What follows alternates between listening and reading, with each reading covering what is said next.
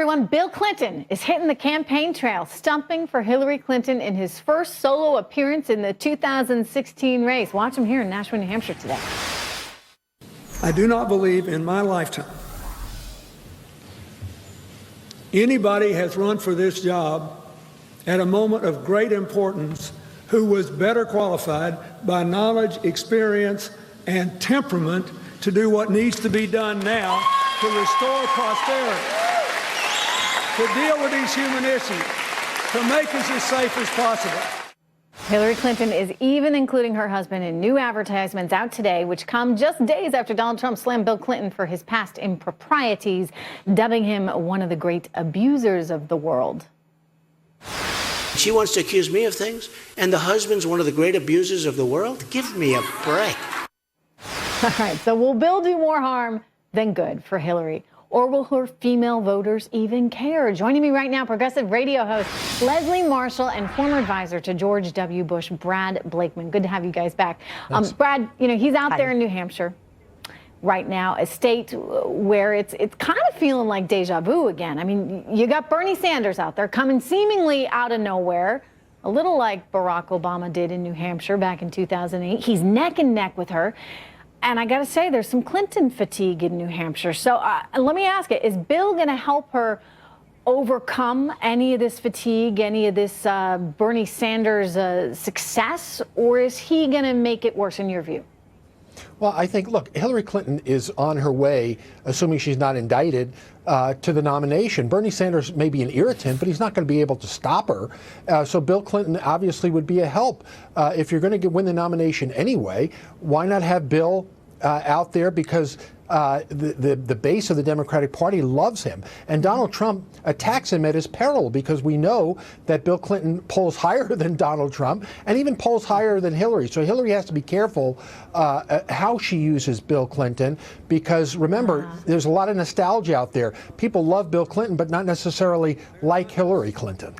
But is there a feeling among some of the Democratic base, Leslie, that this is a twofer? I mean, you elect Hillary and you get Bill, and is that what he and she are trying to play into right now? No, I really don't think they are. I think it's very important that Hillary make it clear that she is running, not her husband. But I don't think that this is anything unusual. I mean, both Bill and Hillary have campaigned for other Democrats in the past, and we see Republicans and Democrats campaign who are big names and popular with their base for their party, especially before a nominee is announced. And especially when your husband was president of the United States, he is so well liked, and accurately so, that he is polling higher than she is and higher than Trump is. He is a very brilliant man, an eloquent speaker, and right now she needs to lock in that nomination, which I think she pretty much has. But you are pointing out something on important. The cake. That this is a delicate balance for her, right? That she runs a slight risk here because he is so popular, and she can't have him being perceived as the one that's running here. He just needs to be the aid, the complement, the icing, if you would.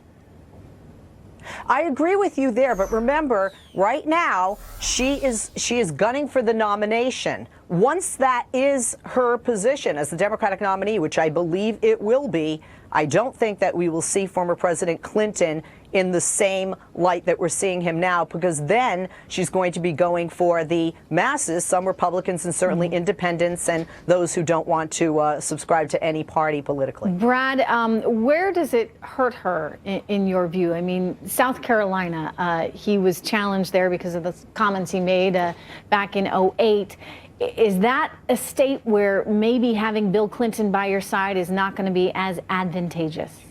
Absolutely, and we just have to look back to 2007 and 2008 and see that in some instances, Bill Clinton was not a help to her at all.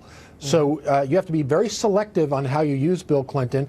I agree with Leslie that it's probably better to use him in the selection process than in the general election process. And they just have to get over this hump now. But the big cloud hanging over Hillary Clinton, of course, is this FBI criminal investigation. You mentioned the FBI criminal investigation, but one of the other clouds out there, one that Donald Trump keeps bringing up, and all of us have talked about before on the show, of course, are his previous indiscretions, and, you know, at least in the case of Paula Jones was an $850,000 settlement for sexual harassment.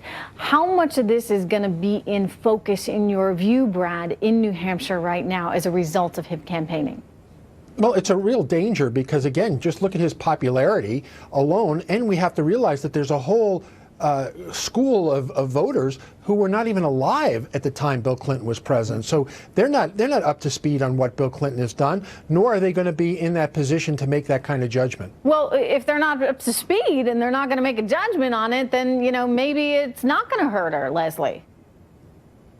I don't think it's going to hurt her because, honestly, I think the educated voter, quite frankly, doesn't care about any spouse's past, whether it's Bill Clinton or whether it is a hot supermodel on the arm of Donald Trump. And in my opinion, nor should they. I've said it before, I'll say it again. If my husband has done something improper, immoral, etc., I should not be held accountable for his actions. Yeah, but although it's not we may be one biblically, we are not the same person. Right, even if we're in the same profession. I think in this particular case, people are saying she's being held accountable because she was part of the machine that destroyed the women that came forward, Leslie, which is different than just staying by your man. Absolutely. All right, we got to take a quick break. Go ahead. No, Leslie, answer. I was just going to say. Okay.